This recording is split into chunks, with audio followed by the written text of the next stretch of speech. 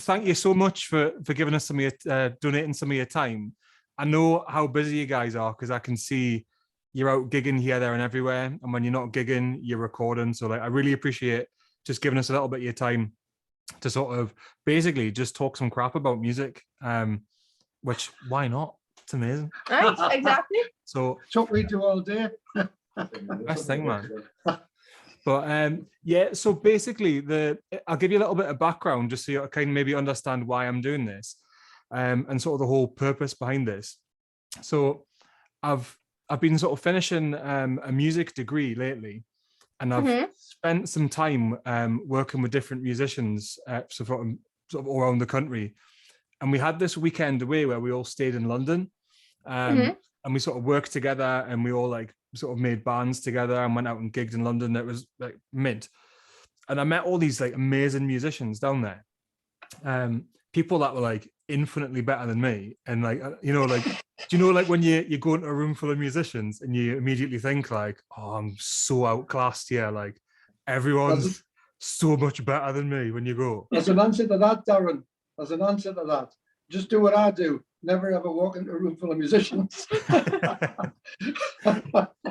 It's hard, like, but so basically, right. So from that sort of week that I had working with folk, I started speaking to people, like amazing, like violin players, like pianists, guitarists, singers, and everyone that I spoke to after I was watching them, like sort of at the gig doing their thing. Everyone was absolutely cacking themselves for the whole week because everyone felt the same way, like didn't feel good enough to be there and felt insecure about themselves as musicians. And the more I started speaking to people about it, I'm like, actually, like everyone feels the same way, you know, like everyone's insecure about something, about either whether it's their own personal musicianship or, you know, being in a band or songwriting. So I wanted to start something where we could just start talking about it, because if we can kind of shed a bit of light on, like, you guys are out there doing it now, and if you guys have insecurities or feeling sort of you know, a bit insecure about whatever, if we can share it and talk about it, it kind of normalizes the whole thing. And sort of a lot of the students that I teach sort of at school or, you know, outside of school, everyone says the same thing, like no one wants to make a tit of themselves and no one wants to, you know, put themselves out. So I thought if we just have a crack about it and let's just see what happens. Yeah, that sounds a good idea. Cool. So I was going to ask, because I'm an absolute professional, I haven't planned any of this. So I thought we'll go ad lib and let's just see what happens. So that sounds good to me. If it's a terrible interview, right, it's all on you guys. Sounds about right. Yeah. So I was wanting to ask primarily about songwriting today. So I know you guys, you've released a lot of your own stuff online. Yeah. And I wanted to ask you about sort of your process with songwriting, and sort of, so how long have you been songwriting? So if I direct this at yourself first, Taylor, like how long have you been writing your own music? Since 2019. They're good at that sort of thing. Hang on. February 2019. I'm not exactly sure of the exact date. Well, I'm going to demand an exact date and time, I'm afraid. I'm only joking. It's fine. I know. So I know it was dark. And it was in this room. I mean, saying that in February, it's like always dark. That's true. So yeah, since 2019, sweet. I would say. And when you were writing, so when you started writing, were you writing primarily like by yourself? No. No? Absolutely not. No. So can you explain, so how did you get started with your songwriting? Like what made you want to start to begin with, and how did you start? Well, we were recording covers at the time, you and me. Yeah. And I just I said to him, you know, I would actually really like to write our own stuff. And he was like, all right, okay, let's do it. And honestly, it was like pulling hen's teeth. It was. I was a typical guitar player. I've had about 10,000 guitar riffs and done nothing with them. And like Taylor, I hadn't done any writing until then either. And Taylor usually has an idea what she wants to sing about, which makes a big thing, because I think it's easier if you've actually got something that's really happened to you to write about. It's an awful lot easier than just trying to make something up. That's what I think. But let's face it, the first time that we wrote a song together, it was very painful. It was, all right. It was extremely painful. And there was a lot of him going, well, what are you wanting to say? And I kept going, I don't know. I've honestly got no idea. And he kept saying, well, you need to think of something. And I think once you've got that idea what you want to sing about, that's the main thing, because it can give you I feel anyway, it gives you the vibe that you're after with the song as well. If you know that it's going to be, if it's angry about something, then obviously that gives you a particular feel to that song. Not that we know what anger is. Not that we know. Absolutely not. Like rock and metal's just not about anger at all. To write a happy song. We've never actually done one yet. Yeah, I know the feel. Like I've been trying to write a happy song for years. It has never happened. It's not easy, is it? Like, well, we sort of have. It's just we haven't played it live yet. Mm. No, we have. It's what I want. What I want's probably the happiest we've got. Yeah. So You'll not have heard that one yet, Darren. I haven't released that one yet. No. So are you writing more now as like a collective four-piece? Are you finding the writing processes now with everyone? We haven't got around to that yet, just because Caitlin and Duncan haven't actually been in the band that long. So I'm still busy putting together the stuff that we've already written together, me and Taylor. But obviously, as time gets on, that's going to become part of it. That'll be all four of us. But like I say, we're playing a bit of catch up, Darren. We've got an album to bring out, and we've already got the tracks written for it. We just need to get the bloody things recorded, which is a bit of a nightmare in itself. yeah, That's the fun bit. Oh yeah. It's getting everybody free. Yeah, it is. Yeah. It is. It's really hard. We've got a bit like yours, Darren. So we do we're recording here, and we send it all the way to Mill Studios at Alnwick, and Ali does all the mixing. Yeah. And it's the most self-conscious moment ever, because he is a professional. He actually knows stuff, and it's very 50-50 as to whether we get a message back saying, yep, that sounds great, I'll get that sorted, or he sends it back and he goes, you really need to work on this, that. We're more or less said them from the start, to be honest with you. So he's taken on the role of producer as well. And it's quite difficult. Awesome. Sometimes you've got to take it on the chin when he says that riff shit. Well, how do you take that then? Because one of the things that I notice a lot, and something that I'm still trying to get better with myself, is when you're saying take that on the chin. And if you're working with other musicians, like you're trying to produce like a song together, isn't it? And it's all about the song rather than like, it's trying to, like, for me, it's always like losing the ego about the guitar or whatever. Does it sound good for the song? But how do you still feel like a sense of attachment to the stuff that you're doing? So if you're really happy with a guitar bit and someone would say to you, that doesn't, lose that 10-minute solo, it's gotta go. Not saying you would do a 10-minute solo, because guitar players never do that. I suppose it depends on what you base the song around. I think one of the things that I've been lucky with is that I think when you become part of the songwriting team, you become less of that instrument. And then it becomes, it does hurt a bit, no doubt about it. But I think part of the thing that I'm able to take from that is that, first of all, I respect Ali very much as a guitar player. He's a great guitar player. I would aspire to be half the guitar player that he is. Is that good? He's great, but you are also great. You need to. Well, thank you very much, Darren. Well, if Ali tells us that needs work on, I just go right, okay then. And I still feel privileged that I can send it back to him. And because when Ali says that's all right, I actually think Oh, that must be all right then. I've earned that. But Yeah. so the same sort of thing would apply for so to sort of preface this question a little bit, I've been trying lately, so over the past couple of months, I've been writing stuff for myself, like as a soloist, which I've never done before. I've always been part of a band and been the guitar player in a band. And I really wanted your insight into particularly lyrics and like the songwriting, the lyrics. So for me, it's the first time I've ever tried to put like pen to paper and write something down, that like to write a song about something that I was feeling or something that was going on. And it felt, you were saying before, it was like pulling hen's teeth. To me, it was so cringy the first time I'd sat and I'd wrote all the stuff down, looked at it, and I went, Jesus, I cannot say that. That was me with End of the Day. Yeah. I was very particular about the lyrics. Like I can remember going, no, are you sure that's all right? Are you sure that's all right? And like, yeah, it's fine.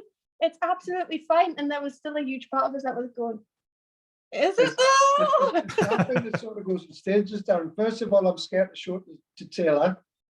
Then she says that's all right. And I'll show it to the rest of the band, and I'm scared to show it to the rest of the band. And then eventually they say it's all right, and I'm scared to show it to Ali. So I think you get scared. And then when you actually put it out there, to put a recording out there, it's really scary. So that's the next step then, isn't it? So do you get that when you put something out? Like, how do you, because I would worry that when I put something out and it's so personal, you think like, are people going to take it the way that I intended it to be? You know, Yeah. Are they going to think I'm bonkers? Are they going to think... I'm not going to lie, when it comes to that, eventually you do hit imposter syndrome. It could be in the space of a couple of days, a couple of weeks, or a couple of months, but eventually it does hit you. Because I suppose the adrenaline just dies down and you're like, well, it didn't exactly blow up. It mustn't be good. But when you're releasing, you have to send it in for reviews and stuff like that. And it helps paying attention to the reviews, all the positive things that people are saying about it. Even if that review is just a comment from your mate. Yeah. But I think that imposter thing's always there. You're going on about being nervous about things and stuff like that. I still get nervous every time we play one of our songs live. I get nervous all the time when we do something new as to whether Duncan and Caitlin are going to be all right with it. Because I do get real. I mean, we're doing new stuff now, and it's like, do I show them this? I do not show them this. What they can. And then you sit there and you sit there and think, well, they're going to say it's all right, but they're going to say that anyway. So it's like a two-edged sword. Doesn't matter what they say, I'm going to be worried about it. You shouldn't be worried though, because we're together in this. You see? Absolutely. And do you not think though, just when you're together as a band, so when you were saying you get nervous, so if you're playing your own stuff, do you guys, so for me, no matter how many gigs that I've been part of in whatever context, I'm always nervous before a gig. It doesn't matter if it's to like two of your mates or you're up on stage in front of whoever. I'm always cacking myself before until I've played like the first couple of chords and I settle into the gig.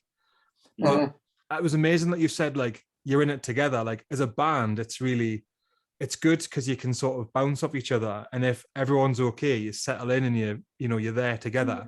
Oh, what do you guys think? I mean, we've been playing together for a while, but I was with her for a year, but there was one thing that I took from our lessons, and it was, she used to say that nervous feeling that you're feeling isn't actually nervousness, it's anticipation. You get the two feelings mixed up because nervousness and excitement are very, very similar. So you're not nervous, you're anticipating it. And if you say to yourself, I'm nervous, then you're going to be nervous. But if you say to yourself, I'm excited, you get excited and you get all pumped up for it. That's what I do. I don't know. What about you guys? Usually both excited and terrified. What about you, Caitlin? I don't know. I'm usually like a bit nervous. What makes me the most nervous, especially because we play like rock venues, and I'm definitely not a rock background a lot of the time. I feel not intimidated, but you know what I mean? Like you're saying about imposter syndrome. I'm like sitting there in my sequins and I'm all like, this is not like, I look a bit weird compared to like what's going on. I don't fit in as much. But like once we're up on stage and we're playing the songs, I'm fine. But it's just seeing the crowd, and I'm always a bit anxious. I'm like, are they going to enjoy it? A bit like the last gig. Yeah, that was really scary. Yeah. Was that the Angel that you were at? Was it? That's actually the one I was talking about, but kind of. We were playing at Trillions, Metal for the Masses, and as Caitlin says, she's, quite well. It was very toned down, but for the order of the bands that were going on, it was like you'd pick a number from a jar, and the guys in the bands that were picking the numbers were huge. Like really tall beards. And then there's like Taylor and Xander hadn't arrived yet, and Duncan went to park the car and they called everyone over, so it was just me from my band to try and get the number, and I was like tiny and I'm like, excuse me. I love it. But when I see you guys, like you all, like I've seen I need to come and get to see you live soon. As soon as I'm finished all my uni stuff, I'm definitely going to come and see you live again. But when I see you on stage together, you look and feel like a band. So when you're saying you feel like you don't fit in, that's exactly how I feel in every band I've ever been in. I'm like, oh well, I'm not metal enough because I can't have my tattoos and stuff if I'm at work, because like at work we're sort of teenagers and that, and I'm not allowed to have visible tattoos, and I don't look like a metalhead, although I love metal. I don't fit in with my function band because I'm not smart enough and not like, whatever, even though I've got my Mr. Tumble shirt on the day. It's cool. But do you not think that, I think everyone does that a bit. I'm always, when you're saying imposter syndrome, the thing that I always say to sort of the kids at school is, for me to deal with like the anxiety sometimes, or the not fitting in, I'm a character, and like when I'm on stage, or me doing this now, it's like a character that's kind of put on for me to deal with. Deal with doing it, because I'm really boring, and like if I did that on stage, everyone would be like, so you have to kind of be the character. I think like one of the things I always say is that people listen to a CD, but if they come to see you, they've actually come to see the band. And if you stand there looking at your shoes, I think that if you're jumping around like an idiot, people are less likely to notice all the mistakes you make. And I make mistakes all the time, and hence I jump around like an idiot. I'm just going to get me notepad, actually. Hold on. A good technique.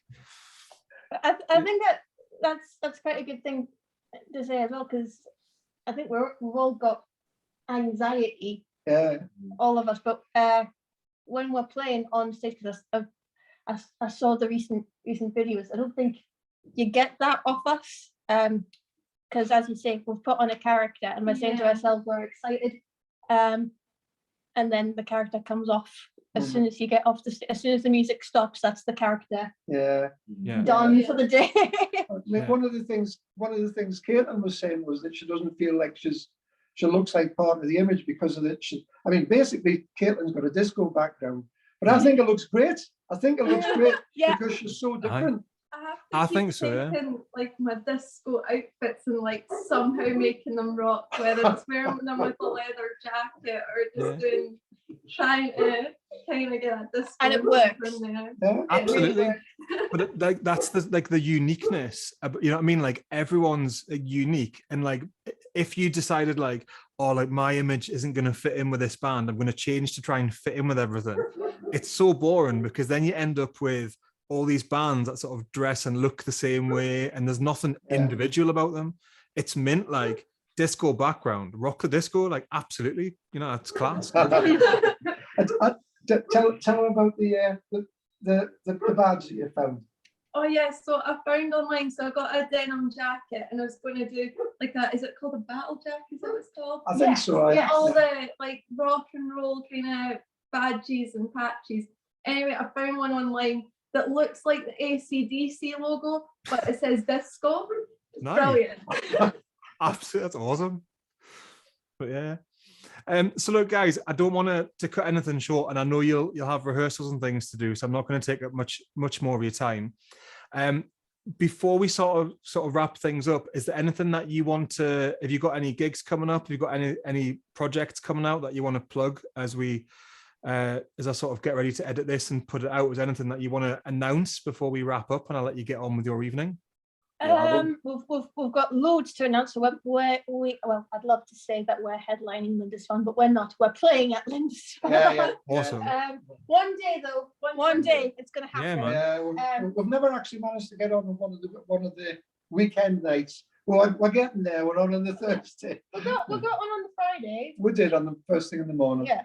We're on the Thursday night this time. Yeah. But one day. So we've got that. We're playing at Trillions coming up. There's a few gigs at Trillions, and as my dad says, we have an album coming out on the 19th of November called It's Not This One, # It's Not This One. Yeah. And I'm excited for it. Are you guys excited? We're doing a tour for that. At the minute, it's going as far as Manchester, but we'll see how far it goes after that. Nice. And is that just going to be across all platforms? Sorry, is that just going to be released across all the usual platforms? Yes, and physically. Oh, nice. There's going to be a physical album, which I'm really excited about. Yeah. Sweet. Yeah. That's awesome. So if Duncan just reminded us, if you want one autographed, you'll have to get them from us. That's it. And where can people follow you on social media? Yeah, so we're on Facebook, we're on Twitter, Instagram, YouTube, and my new personal favorite, TikTok. Yeah, that's the one now, isn't it? Nice. Yeah. Sorry, did I cut you off there, Xander, before you were going to say something? I can't even remember what I was going to say. I just opened my mouth and rubbish comes out. Hey, I've made a living of it. It's great, isn't it? Fantastic. Well, look, guys, thank you very much for your time this evening. I don't want to take up any more of your time because I know you'll be wanting to get rehearsing. It's hard to get everyone together, so I'll let you crack on. Before it goes out, I'll send you a link so you can have a listen. I don't know whether it'll be audio or video. We shall see, but I shall let you guys know. But thank you so much for your time. Awesome. Take care, Lauren. Thanks, man. Cheers, Thanks, Aaron. guys. All the best. All the best. Bye. Bye.